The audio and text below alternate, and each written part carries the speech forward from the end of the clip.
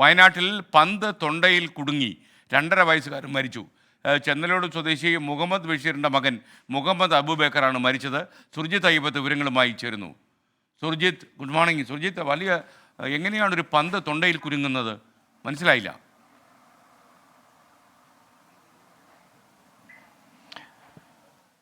കൂട്ടുകാർക്കൊപ്പം കളിക്കുന്നതിനിടെയാണ് ഇത്തരത്തിലൊരു ദാരുണമായ സംഭവം ഉണ്ടായിരിക്കുന്നത്. ഇന്നലെ രാത്രിയാണ് ഈ സംഭവം. പ്ലാസ്റ്റിക് ബോളാണ് തൊണ്ടയിൽ കുടുങ്ങിയത്. അദ്ദേഹത്തിൻ്റെ ഈ കുട്ടിയുടെ അച്ഛൻ്റെ പേര് മുഹമ്മദ് ജലീൽ എന്നാണ്. അരമ്പറ്റക്കുന്ന് വൈപ്പിടി ഇലങ്ങോളിയാണ് ഈ പ്രദേശം. അവിടെ മുഹമ്മദ് അബൂബക്കർ എന്നുള്ള കുട്ടിയാണ്, 2.5 വയസ്സുള്ള കുട്ടിയാണ് മരിച്ചിരിക്കുന്നത്. ഉടൻ തന്നെ കുട്ടിയെ പടിഞ്ഞാറേത്തറയിലെ ആശുപത്രിയിലേക്ക് ആദ്യം എത്തിച്ചു. അതിനുശേഷം കൽപ്പറ്റയിലെ സ്വകാര്യ ആശുപത്രിയിലേക്ക് എത്തിച്ചു. അവിടെ നിന്നും നേരെ വയനാട്ടിലെ സ്വകാര്യ മെഡിക്കൽ കോളേജിലേക്കും മേപ്പാടിയിലേക്കും കൊണ്ടുപോയി.